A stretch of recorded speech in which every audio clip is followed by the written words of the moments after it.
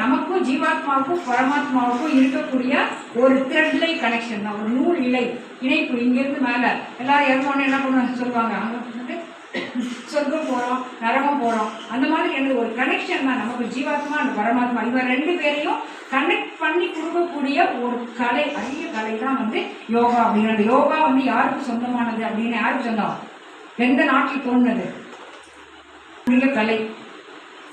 சிந்து சமவெளி நாகரிகத்தோடைய நீங்கள் தோற்றங்களில் பார்த்தீங்க அப்படின்னா ஆசனங்கள் அர்த்த மச்சியாசனம்னு பண்ண அந்த ஸ்கிரிப்சர்ஸ் வந்து படம் கல்வெட்டு, அந்த கல் இருக்குது சிலை இருக்குது அப்படின்னு நிறைய அதுக்கு ஹிஸ்ட்ரி இருக்குது. நம்ம இந்தியாவில் தோன்றின நமக்கே உரித்தான ஒரு கலை. இப்போ தான் யோகா வந்து என்ன பண்ணுறோம், நம்ம வெளியில் சொல்லிகிட்டே இருக்காங்க. பட் நம்ம செய்யக்கூடிய ஒரு செயல்களுமே வந்து யோகாவுடைய கனெக்ஷன் தான். அதை ஒரு கலையாக எடுத்து செய்யணும்னு கிடையாது. நம்ம வீட்டில் நீங்கள் காலையில் எழுப்பி எல்லா அம்மாவும் என்ன பண்ணுவாங்க, எழுப்பின உடனே என்ன பண்ணுவாங்கன்னா பின் கதவை திறப்புவாங்க.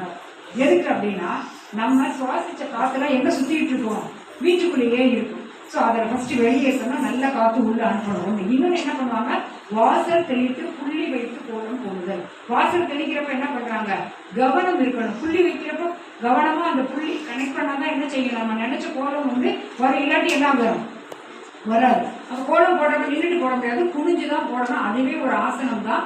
அந்த ஆசனம் செய்யல சந்தாசனம். அதாவது பாத ஹஸ்தாசனம். இந்த ஆசனம் வந்து பாதம்னா கால் கையை வச்சு காலை தொடுறதுனால அந்த ஆசனத்துக்கு பேரு பாத ஹஸ்தாசனம். இந்த போஸ் தான். இந்த காலையில எல்லாரும் வீட்லயும் எத்தனை அம்மா கோலை போடுறாங்க வீட்டுல, எத்தனை பேர் வீட்டுல அம்மா. சவம்னா என்னது, சவம் நம்ம தூங்குது.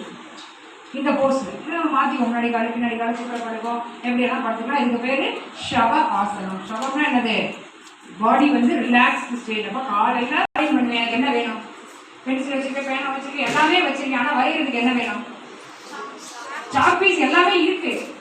அதை வரைகிறதுக்கு எந்த இடம் வேணும், போர்டு வேணும், பேப்பர் வேணும், ஒரு இடம் வேணும் அதை வரைகிறதுக்கு. அப்போ நீ டிராயிங் வரைய தெரிஞ்சாலும் வரைகிறதுக்கான ஒரு இடம் வேணும். அதுவே நம்ம உடம்பு என்னது, நம்ம உடம்பு நம்ம நிறைய ஆயுள் வளத்தோடு இருக்கணும் அப்படின்னா கண்டிப்பாக உடல் நலம் வந்து என்னது பேணப்படக்கூடிய முக்கியமான விஷயம்.